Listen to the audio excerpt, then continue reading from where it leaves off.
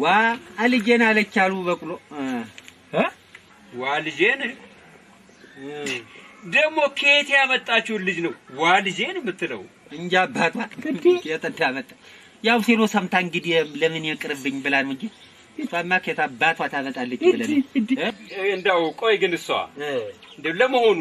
ገና ልጅ ሳይኖራት ዋ ልጄን ያለች ልጅ ቢኖራትማ ብትወልድ ኖሮ ምን ልትል ኖሮ እሱንማ አታንሳብኝ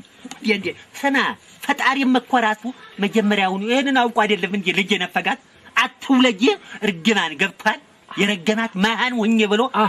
መጀመሪያ እኮ ፈርቶ ነው ሁኔታዋን አይቶ ሰግቶ ነው አየ ገባይ ጥንት ድንጋይ ዳቦ በነበረበት ዘመን አሎን ነው የሚሉኝ ድንጋይ ዳቦ አዎ የት ወይ ይሄ ድንጋይ አዎ ጥንት ድሮ ድንጋይ ዳቦ በነበረበት ዘመን ሰማይ እንደዚህ እንዳሁኑ ሩቅ አልነበረም እንዴት ልበሉት በቃ በጣም ቅርባችን ነበር እኮ ይሄ አሁን የምናየው ሰማይ አዎ በቃ በጣም ቅርብ ነበር ቅርብ እንደዚህ ቅርብ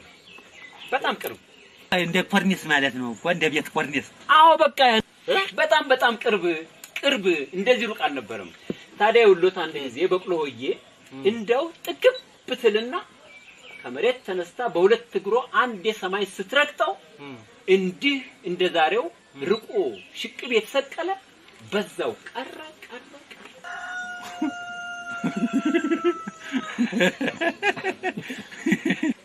አትክልም እንደው ጥጋብኩ ጥጋብ እስቲ በቅሎ ከመሬት ተነስታ ሰማይን በርግጫ ምን አይነት ጥጋብ ነው በጣም እንጀኔ ነኝ በጣም ትገርማለች በጣም እሷ ሰማይን ዘላ ወደ ላይ ዘላ ሰማይን የሚያክል ነገር ረገጠች አዎ አንተ ደግሞ እዚህ ጋር ቁጭ ብለህ እኔ ረገጥከኝ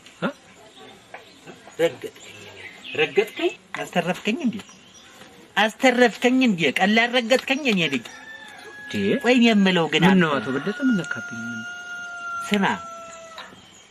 ትንሽ እንኳን አይሰቀጥጥህም ትንሽ እንኳን አታፍርም በጥዋ ሰማይን የሚያክል ነገር ተነስታ ረገጠች ብለህ ስትል ትንሽ እንኳን ለአይምሮ ለአፍ አይቀፍ እሺ አስናቀጥኩ ማነሽ አረ ዲዮቴ ምን ሆነ አላም ሰውዬ ዛሬ ደግሞ ምን ነካሽ ምን ነው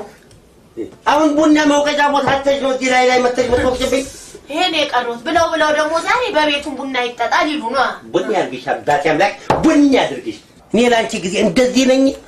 እስቲ ንገሪ አንቺ ተዚህ ነገር አለሽ እንዴት እኔ እዛ ያዳምጣኒ ቡና ነው ማፈለው እናቴ አልደረስኩቦ ለምሽ ፍልክ ይበል ይበና ቡና ይፈላ እንደ ከኔ ደምናሉ የሴቶች